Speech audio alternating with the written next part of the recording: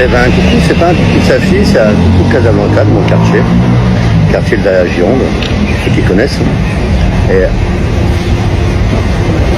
il a beaucoup changé le quartier. Des fois, j'ai plus l'impression d'être à Bamako qu'à Casablanca. Pas très particulier. Est-ce que c'est l'évolution qui veut ça? J'en sais strictement rien. Bon. C'est un peu bizarre. Voilà. Ciao. Comprenez que la Mauritanie est noire, la Tunisie est noire, le Maroc est noir, la Libye est noire. Nous appelons notre peuple à la reconquête territoriale. Ok, ces gens-là ne sont pas des Africains. Parce que l'Afrique, c'est le continent de la race noire. من الاستوائيه هنا في لاكار قال لي نتوما من اسيا واحد الولد حارق من غينيا الاستوائيه كان هنا في لاكار باش غادي يمشي الملي يحرق يدخل اوروبا قال لي نتوما من اسيا قال لي لافريك ديالنا حنا نتوما غير عمرتوا القاره الافريقيه. Vous savez là tout ce qui est Maghreb là, les Algériens, les Marocains, les Tunisiens, toute la clique là. Hein? Ils sont dans nos sols. L'Afrique a toujours été que noire. Ce que nous attendons lors, nous sommes à la porte du Maroc, car nous allons massacrer le Maroc. C'est nous, on va diriger le Maroc ici. C'est Dieu qui va faire cela. Comment? السلام عليكم. نتوما المغاربة خاصة البيضين منكم مجرد محتلين للمغرب، خديتوا لنا الأرض ديالنا، رجعوا للجزيرة العربية، واللي أمازيغي منكم يرجعوا لأوروبا الشرقية، رجعوا منين جيتوا، بحالكم بحال الجزائريين في الجزائر، والتونسيين في تونس، والمصريين في مصر، كلكم محتلين، سرقتوا لنا الأرض ديالنا والحضارة ديالنا. حنا هما السكان الأصليين للمغرب والشمال إفريقيا، بل لكل إفريقيا للسود فقط. شكون كيقول هذا الكلام؟ اللي كيقول هذا الكلام هما الأفروسنتريك، واللي كيتبنى الفكر ديالها عدد كبير من الأفارقة، بما فيهم عدد من الأفارقة اللي دخلوا المغرب في السنوات الأخيرة. ولكن شنو هي بعد هذا الأفروسنتريك؟ الأفروسنتريك أو المركزية الإفريقية هي واحد الطائفة وحركة عنصرية متعصبة للسود. المقر ديالها كاين في أمريكا، وعندها دعم مالي ملايين الدولارات. عندهم عدد من الفروع، كل فرع متخصص في استهداف دولة معينة، والدول المستهدفة هي كالتالي: المغرب، تونس، الجزائر ومصر. الهدف ديالهم هو تزنيج شمال إفريقيا واسترجاع الأراضي ديالهم. من أشهر منظري الأفروسنتريك موليفي كيتي أسانتي والسينيغالي أنتا ديوب. هاد الشي كامل في الوقت اللي عدد من المغاربة ملاهين بسبان الجزائريين، وعدد من الجزائريين ملاهين بسبان المغاربة. مجموعة من الأفارقة مستغلين الوضع وخدامين على قدم وساق بالتقدم وتنفيذ مخططاتهم شيئا فشيئا. هاد السنوات الأخيرة وبشكل غريب ومفاجئ في مختلف دول شمال إفريقيا، وكأننا كندا أو أحد الدول اللي عندها اقتصاد كبير، شهد المغرب كذلك نزوح للأفارقة بالملايين.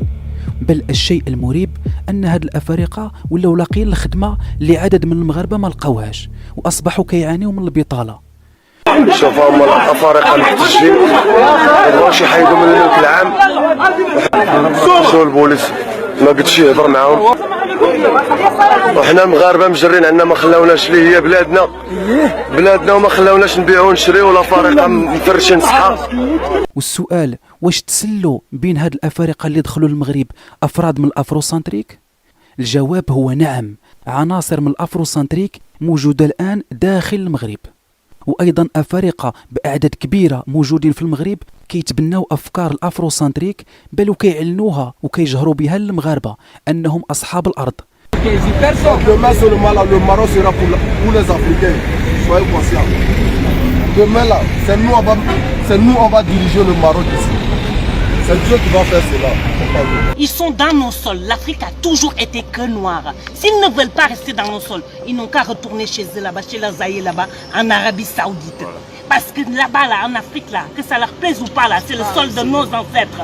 يوليوز 2015 قام نشطاء من الأفروسنتريك في فرنسا باقتحام السفارة المغربية في باريس، دخلوا عنوة وبداو كيغوتوا مطالبين بطرد المغاربة من القارة الإفريقية لأنهم ليسوا من سكان شمال إفريقيا الأصليين. حسب زعمهم السكان الأصليين هم الزونج. نخليكم مع المقطع مترجم. Une mise en garde à tous les Tunisiens, à tous les Marocains, à tous les Algériens arabes qui veulent dominer la personne humaine sortie d'Afrique.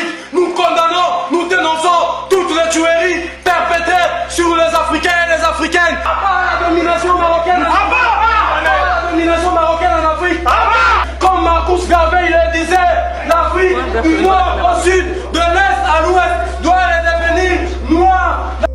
Au nom de l'unité, de la dignité et le courage, nous sommes allés à l'ambassade du Maroc pour donner un avertissement à tout le Maghreb. Et ici, nous appelons à la destruction systématique du Maghreb en tant qu'entité physique, invisible, visible et morale. L'Afrique doit redevenir noire du nord au sud, de l'est à l'ouest, comme le disait Marcus Garvey. دابا غادي نكشفوا على بعض الأجندة اللي بداو كينفذوها داخل المغرب. الإجراء الأول هو الهجرة. طالبوا أكثر من مرة بالمزيد من النزوح تجاه دول شمال إفريقيا وخاصة المغرب، وشجعوا على ذلك صوت وصورة. Et nous appelons le peuple d'Afrique à remonter vers le nord, tout simplement. Que si ça continue, que ça continue, que ça ne continue pas, nous appelons notre peuple à la reconquête territoriale. Je vais vous parler aujourd'hui des Touaregs. Jove et les alliés ont envoyé les musulmans, ils sont venus coloniser tout le nord de l'Afrique. Et c'est pas comme ils ont fait traverser, jusqu'à ce que nos pères ont traversé le désert, comme ça ne suffisait pas, ils sont venus occuper le nord, la Mauritanie, le nord du Mali, le nord du Niger, le nord du Tchad, c'est-à-dire encercler tous nos pères, nos premiers ennemis. Ce que nous attendons lors, nous sommes à la porte du Maroc, car nous allons massacrer le Maroc. الإجراء الثاني هو زرع النسل. Tu prends une Marocaine, elle se marie avec un Sénégalais, fait des enfants métis. Ils ont une fille ensemble, elle s'appelle Sabrina, elle est métisse. Demain, cette fille métisse, Sabrina, fait des enfants avec un noir, le Maghreb disparaît. Une métisse qui fait des enfants avec un homme noir, l'enfant il ressort comment? Il ressort noir, il ne ressort plus blanc et en plus il ne ressort même plus métisse. غادي نطرح عليكم بعض الحالات الأفارقة تزوجوا من مغربيات ولدوا معاهم وخلاو لهم الأبناء وهربوا، وغادي نخلي الحكم ليكم واش هاد الحالات كتندرج في المخطط أو فقط حوادث عرضية، يعني صدفة فقط. أنا تزوجت على سنة الله ورسوله مع حد شاب إفريقي، ولدت معاه ولد اللي دابا حاليا أنا اللي متكلفة به، مشى سمح فيه، مشى هاجر إسبانيا مدة 3 سنين هو غايب وانا كنتسنى فيه. تلاقيت مع هذا السيد تزوجت به يعني على نية السنغال، ولكن من بعد وسابق ازمات هنايا ما قبلوش فيه خدم، يعني ما تفاهمش مع المغاربه ديال الناس، هذا مشى في حالاته وبقيت انايا انا وليداتي هنايا. انتما كتشوفهم باقيين صغار، عندي الدريه وعندي واحد الوليد اخر عنده 7 سنين. الجزء الثاني من هذا الإجراء أنهم يكونوا عندهم أبناء من مغربيات ولو في الحرام. كاينه دريه مغربيه هنا في المغرب بلا ما نقول الاسم ديالها، وانا اللي سترتها كانت في الزنقه، قلت لها داك ماشي طريق الفساد، بعدي على داك الطريق وقلب على الراجل ديال الحلال. مشيتي خرجتي مع اخو راجلي من مورايا وحملتي منه وولدتي منه، وانتي بركتي كتعيريني في التليفونات.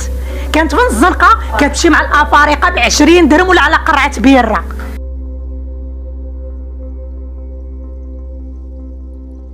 بالنسبة للإجراء الثالث هو السيطرة على الأرض. كيتجلى هذا الإجراء في شراء عقارات في المغرب وتملكها والسيطرة على أحياء كاملة والتوسع شيئا فشيئا.